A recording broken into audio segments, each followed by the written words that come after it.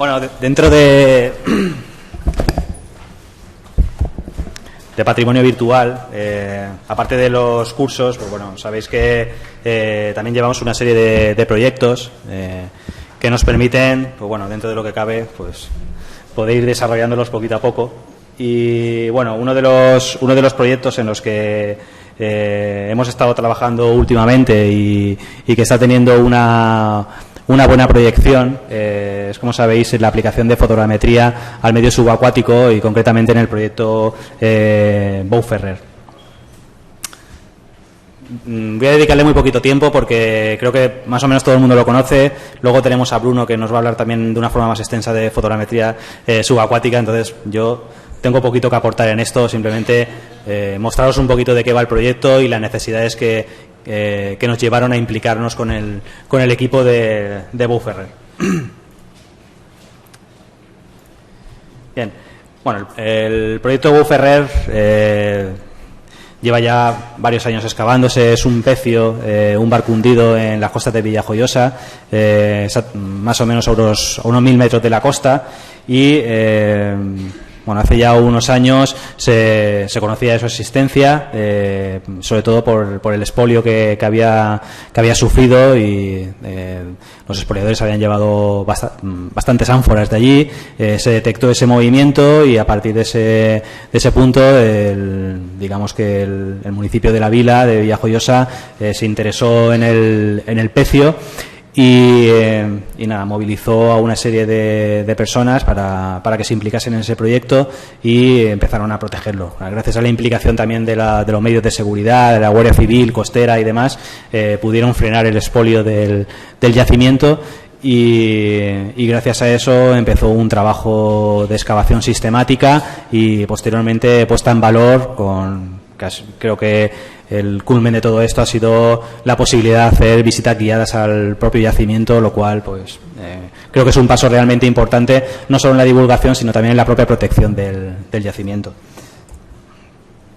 Bien, no me voy a extender mucho, como he dicho.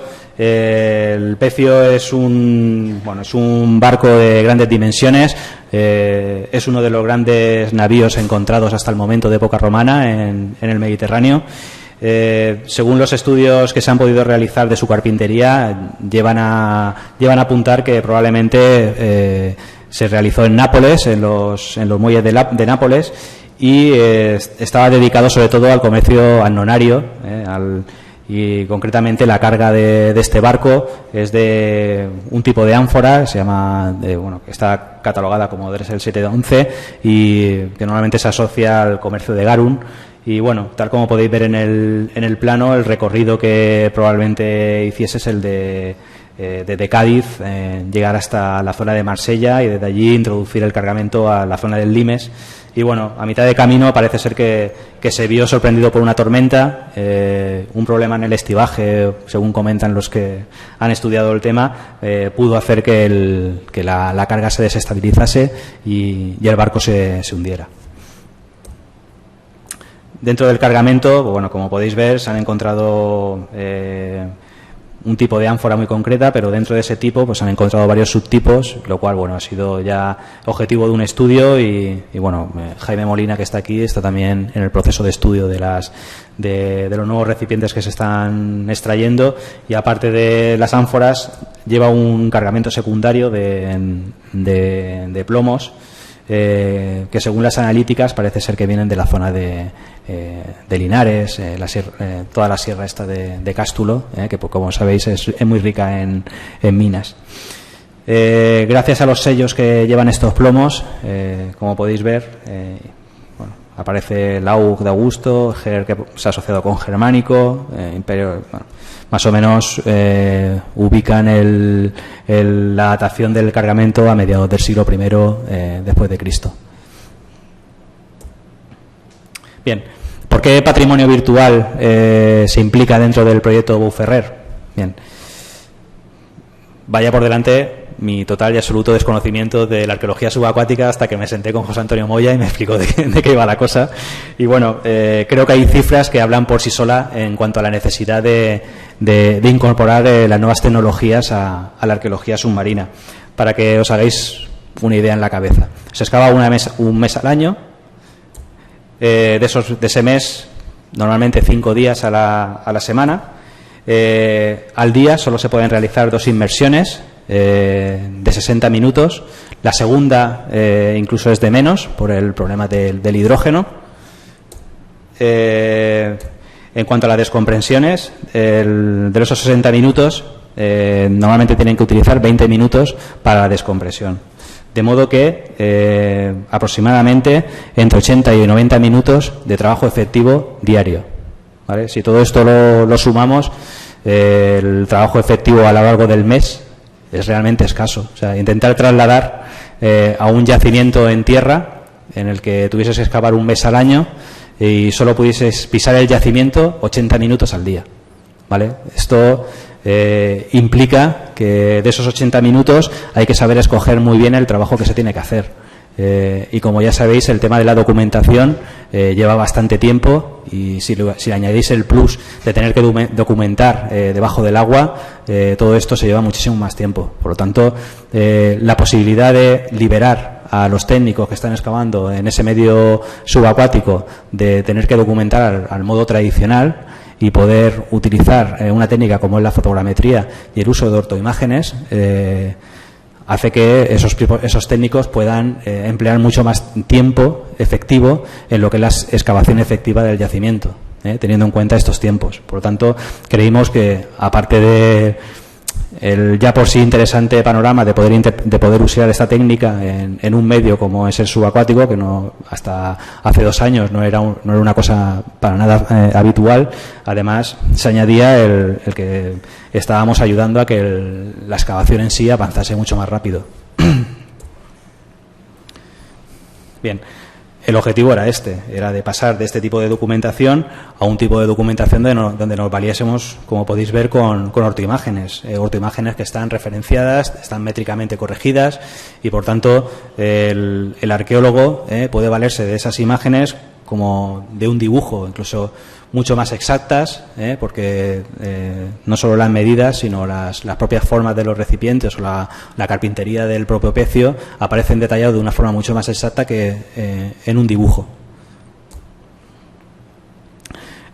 Los que somos ajenos, o los que éramos ajenos un poco a este medio, al medio subacuático, bueno, pues nos tuvimos que un poquito que hacer la idea de dónde nos metíamos, porque no estaba la cosa tan clara.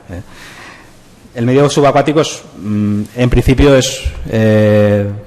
digamos que es un medio bastante agresivo a la hora de plantear una excavación, con sus pros y sus contras. En cuanto a la aplicación de fotogrametría, de igual manera, también encontramos sus pros y sus contras. Las ventajas a la hora de plantear de aplicar la fotogrametría o aplicar un modo de captura fotográfica para luego emplearlo en fotogrametría es que el medio subacuático nos ofrece, o le ofrece al técnico que hace las fotografías, ingravidez. Esto, bueno, vos sabéis todos que en tierra, para realizar una captura fotogramétrica, pues muchas veces nos tenemos que valer de pértiga, nos tenemos que valer de drones, nos tenemos que valer de 40.000 artimañas para poder fotografiar aquellos recovecos, aquella zona que no se ve de donde estamos. Bien, en el medio subacuático esto se simplifica un poquito más, porque al estar flotando, más o menos puedes ubicarte o puedes colocarte en posiciones en las que en tierra jamás podrías colocarte. Y se añade una ventaja más, que es la existencia de una luz difusa. Es decir, aquí no tenemos el problema de las sombras. En tierra sí que tenemos siempre ese bendito sol que nos proyecta las sombras, nos quema las fotos, nos las satura, nos las sobresatura. Nunca sabes cómo va a salir la cosa porque, en fin, miles de problemas a la hora de hacer la fotografía. En el medio subacuático, en principio, no tenemos ese problema de sombras, ¿vale? Las desventajas, pues bien, la primera de todas, y la que parece más evidente, es que conforme vayamos descendiendo, ganando metros, la pérdida de intensidad lumínica va a ser mucho mayor. Y, consecuentemente, la absorción de colores, bueno, el espectro de colores que nos llega a la zona donde estamos excavando va a ser mucho menor. Es decir, si tenéis en cuenta que pasado los 10 metros hemos perdido un 50% de los colores que aparecen en el espectro de colores del rayo de luz. Bueno, en esos 10 metros perdemos los rojos, pues perdemos los naranjas, perdemos todos los colores cálidos, y conforme vamos descendiendo perdemos amarillos, perdemos, hasta que en el caso del Bou Ferrer, que está a 25 metros de profundidad, tenemos verdes y tenemos azules, pero estamos ya también ahí en un umbral en el que el espectro de luz se ha reducido considerablemente. Por lo tanto, eso se convierte también en un problema. Y en el caso concreto del Bou Ferrer tenemos el problema de la visibilidad. No tanto porque a la profundidad a la que está, porque hay veces que la profundidad no es tanto óbice para que haya una mala visibilidad, pero en el caso del Bou Ferrer, por su cercanía a la costa y por la cercanía de una piscifactoría, en cuestión de minutos podemos pasar de una visibilidad de 10, 12 metros a pasar a 0 metros.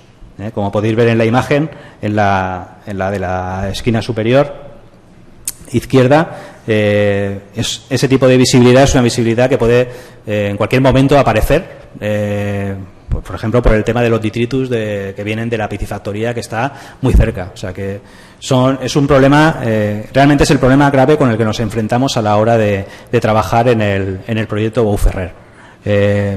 Si tuviésemos que dividirlo en 3 escalas de visibilidad, de una forma muy muy excepcional solemos tener una visibilidad de 12-15 metros, esto en el mejor de los sueños, en la mejor de las inversiones, habitualmente entre 2 y 4 metros, y de forma ocasional, esto quiere decir que más veces que de forma excepcional, 0 metros, ¿vale? Por lo tanto, además de una forma imprevisible. O sea, podemos tener una buena visibilidad y en 2 minutos volverse la cosa impracticable. Por lo tanto, el tema de la fotografía se vuelve bastante complicado. Por lo tanto, a la hora de afrontar el problema, el proyecto, el equipo que se iba a dedicar a realizar las fotografías, en primer lugar lo que se planteó es qué tipo de dispositivo vamos a utilizar para realizar la captura fotográfica. Y la pregunta o la cuestión era evidente: utilizaremos una cámara, en este caso planteaban una full frame, una Canon, un buen equipo, o utilizamos una cámara de acción. En concreto, pues bueno, la más conocida, que es una GoPro, y en este caso, en estos años de atrás se está utilizando una Giro 3 y este año se va a utilizar la nueva, la Giro 4. Y se sopesaron pros y contras. La primera y la más evidente es que para realizar un trabajo de este tipo debíamos de contar con 2 cámaras. Si más o menos todos sabéis ya los precios de una cámara full frame, la inversión económica que supone adquirir 2 cámaras full frame con todo su equipo, con todo el objetivo, y luego la carcasa específica, porque las carcasas para subacuáticas son casi tan caras como la cámara, algo que de verdad, bueno, pues toda la inversión económica que suponía eso frente al dinero que pueda costar 2 GoPro con su carcasa y demás. O sea, quiero decir, eso fue prácticamente determinante. La manejabilidad de la propia cámara también pesó bastante, porque mover en el agua una máquina como la Canon que estáis viendo, o una GoPro, también es bastante determinante. Y bueno, la GoPro ya nos autoconvencimos que había que utilizar GoPros, entonces empezamos a buscarles lados buenos al hecho de tener que utilizar una GoPro. Pues, por ejemplo, son cámaras con una gran profundidad de campo, lo cual permite un enfoque bastante amplio en cuanto a lo que se quiere fotografiar.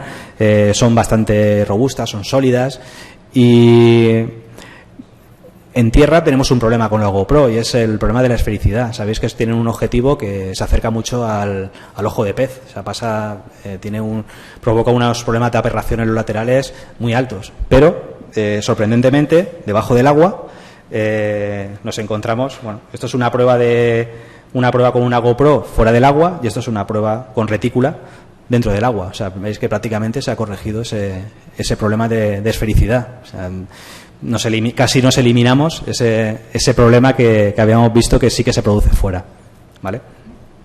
Bueno, después de autoconvencernos que era prácticamente imposible contar con una full frame o con 2 full frame debajo del agua, bueno, pues se decantó por la GoPro, y bueno, el equipo de fotografía, en este caso Juan Antonio, siempre dejaba una cámara debajo del agua, independientemente de que estuviese él o no, y otra siempre la llevaba él, ¿vale? La importancia de tener siempre dos equipos funcionando, por si falla uno, poder tener otro.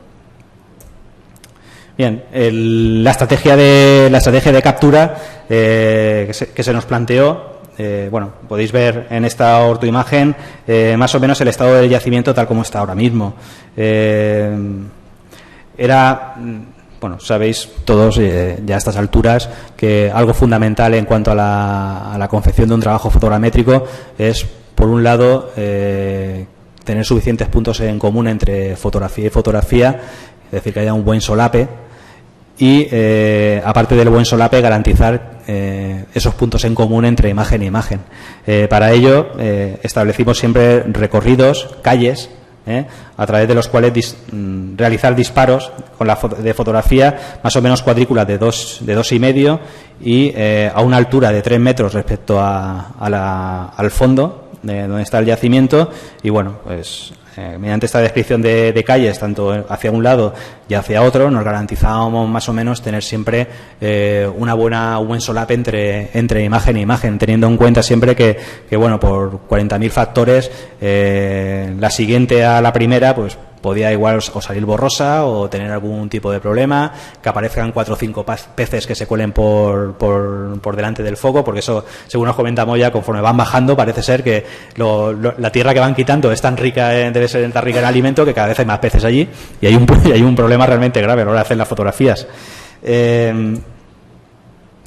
Y sobre todo, puesto que teníamos esos problemas que he comentado antes de iluminación y de colores, lo que teníamos que garantizar es que siempre en esas imágenes tuviésemos puntos de referencia para poder elaborar el modelo fotogramétrico, la ortoimagen. Y eso única y exclusivamente lo podíamos conseguir mediante el uso de targets y de dianas. Por lo tanto, siempre que veáis una imagen del Bou Ferrer, veréis que hay targets por todos los lados, ¿vale?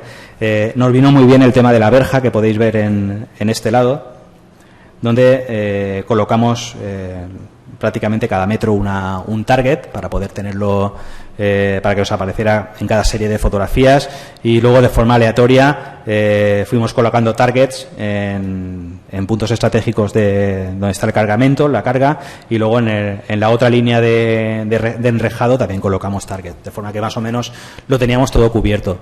Otra opción que también barajamos y que probablemente pongamos en funcionamiento este año es la de elaborar jalones de más o menos 2-3 metros de sección triangular con los targets serigrafiados, de forma que, por ejemplo, si queremos hacer un sondeo, podamos ir moviendo esa línea de targets para poder tener a modo de jalón y de referencia para poder realizar las fotografías y luego el modelo fotogramétrico. Bien, tampoco me iba a extender mucho más, y los resultados prácticamente todos los conocéis. Es decir, este es el estado del yacimiento antes de la campaña del año pasado. Como podéis ver, es un corte transversal al barco, el barco está en esta dirección y este corte es de babor a estribor. Y bueno, no sabemos si es de estribor a babor o de babor a estribor, porque todavía no se ha encontrado la proa del barco, no se sabe exactamente dónde está.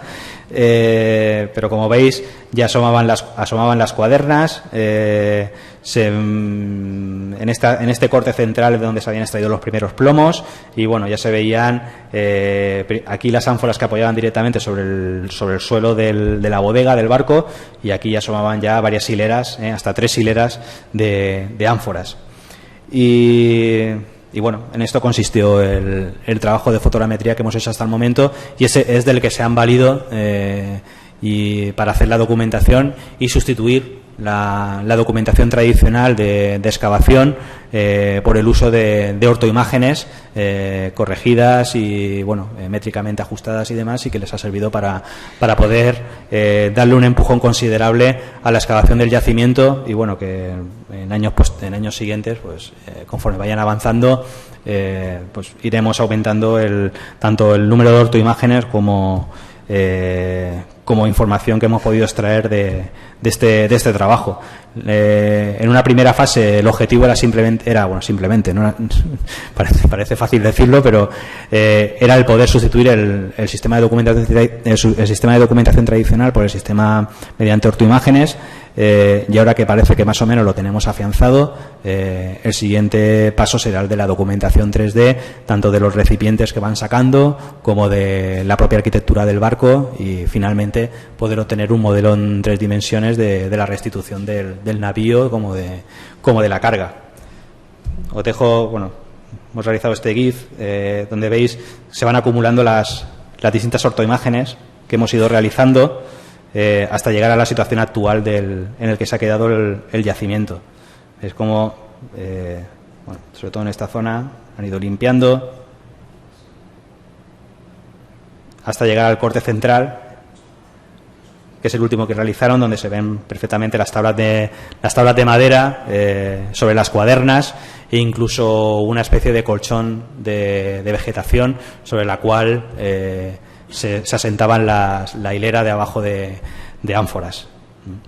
Entonces, ya está ahí el trabajo que hemos realizado hasta el momento en el proyecto Bou Ferrer. Yo, por mi parte.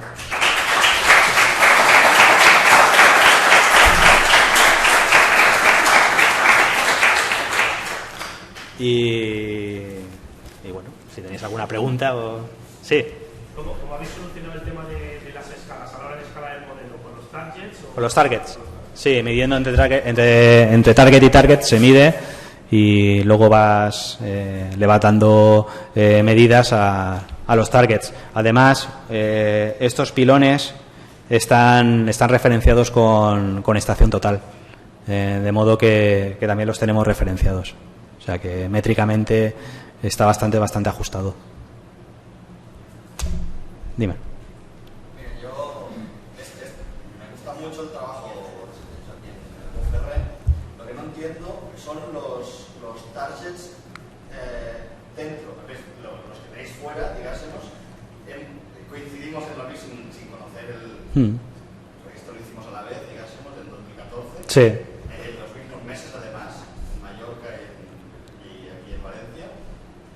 Y nosotros también pusimos los targets fuera, que nos dan una ayuda genial cuando no tienes visibilidad de la otra punta del yacimiento, de lo que pasa en subacuática. Pero ¿por qué los internos? ¿Por qué los internos cuando ahora mismo Photoscan te reconoce un punto en la pintura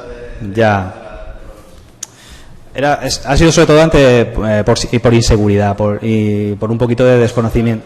Sí, porque he contado que teníamos un gran problema con la visibilidad, y queríamos garantizar que en todo momento, he comentado antes que... Un momento. A la hora de realizar las calles, son más o menos 12 metros por 6 o por 5 metros. Bien, queríamos garantizar que a la hora de hacer el recorrido, luego Photoscan no tuviese problemas a la hora de reconocer puntos. Tenemos demasiado espacio intermedio entre la zona de targets de aquí y la zona de targets que tenemos aquí.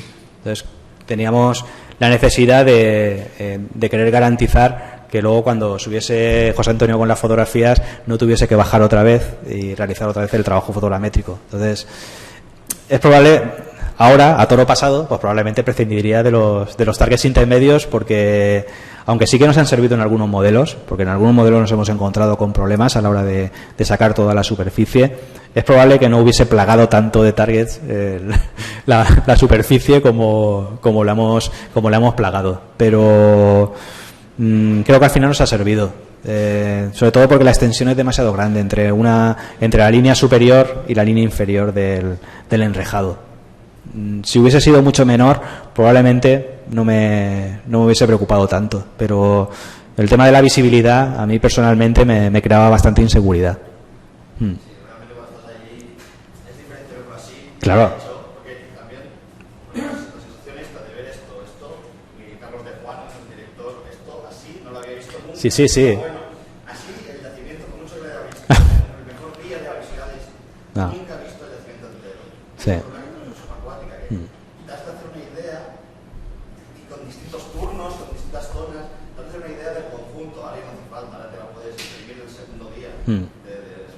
Sí. Sí, eso es lo que nos decía Carlos y José Antonio. Vamos, hemos visto por primera vez el yacimiento después de todos estos años. Claro, eso te crea una emoción también de decir, joder, qué bien. Bueno, si hay alguna pregunta. Pues nada, si no hay ninguna pregunta, el siguiente.